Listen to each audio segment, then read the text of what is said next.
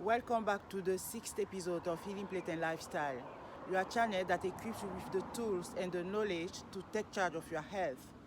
My name is Marlise Asonken-Soptafo, your clinical nutritionist. Today is a very sunny day, but somehow I managed to have some shade here. The topic we are going to discuss today is, can we make carbs our ally?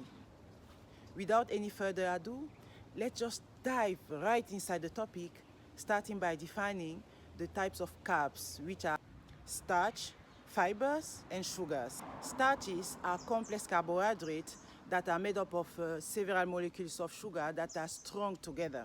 Our body breaks carbs into glucose, and glucose is the main fuel of our body.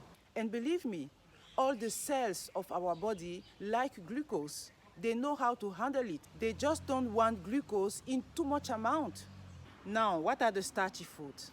The starchy foods involve tubers such as yam, cassava, cocoyam, taro, and many more. Starchy food also involves grains such as sorghum, such as millet, such as wheat, such as teff, and corn, and many more. In Africa, we have so many different ways to cook those tubers. We can make fufu or ugali, gari, acheke. We can pound, we can bake, mix with beans, or cook it with vegetables. In Fiji, they can boil and bake and sometimes fry tubers. They also make it as part of the lovo, which is the underground oven.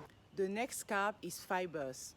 Fibers also are complex carbohydrates, but for most of them, our body cannot break them down. This is why eating food rich in fibers makes you very unlikely to overeat, because it makes you full.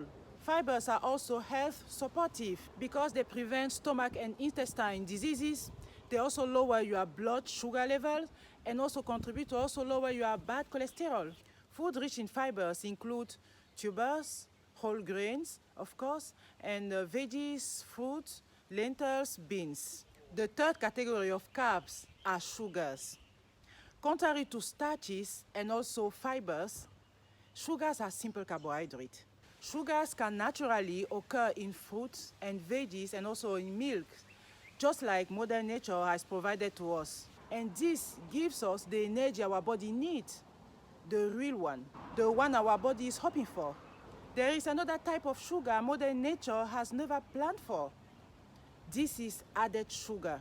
Those are sugars added in dessert like pies, like ice creams and so on. Sugars are also added in snacks. Here in Fiji we have mbila. It is a type of bâton de manioc. They add sugar in it. Or caramelized nuts that we find almost all over Africa. And you also have puff in West Africa and mandazi in East Africa. We also have an incredible amount of sugar in sodas and also in sweetened beverages such as bissap. Those are hibiscus leaves, and also in ginger juice. So we add a lot of sugar inside. Sugar is where we get the turning point for our health, wellness, weight management, and addiction issues. In fact, our troubles start when we start moving away from the naturally occurring sugar that we find in tubers, in grains, in veggies, and in fruit. In fact, it's when we start turning our back to what Mother Nature has provided to us and go for those manufactured sugars.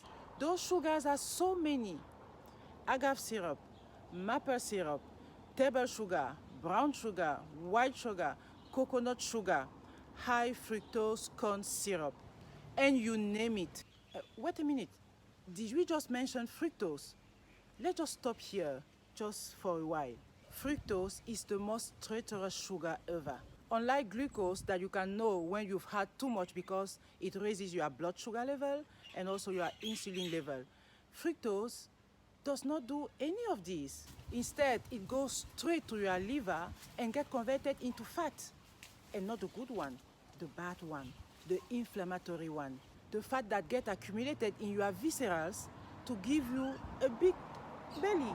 The fat that is going to increase your triglyceride, the fat that is going to increase also your bad cholesterol, the fat that is going to travel also to your body and go and clog your arteries, the fat that is going to increase also your risk of heart attack and also the type 2 diabetes. In 2004, Dr. George Bray from Louisiana State University was the first scientist to bring into light the correlation between the consumption of fructose and obesity and metabolic diseases and heart diseases. Although high fructose corn syrup has since then been chastised, industries don't just care. They still use them because it is convenient for them.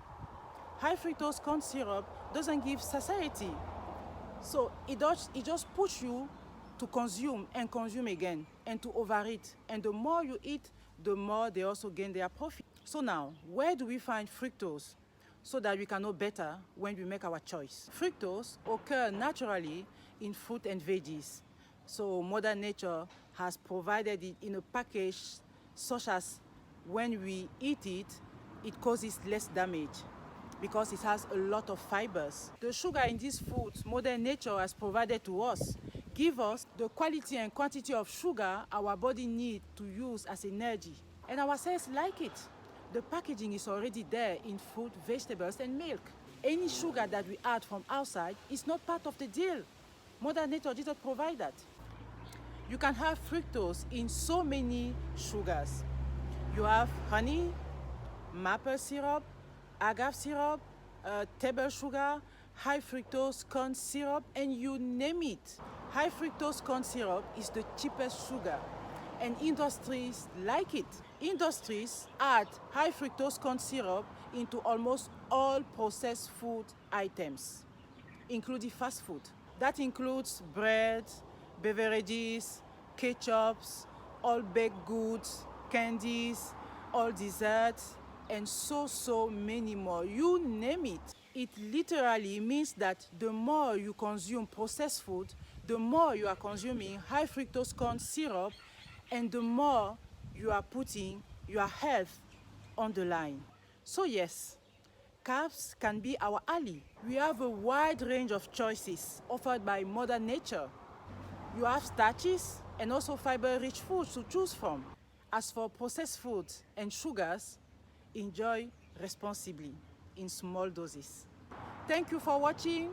If you like the content, share around you, and see you next time with a different topic. Ciao, bye-bye.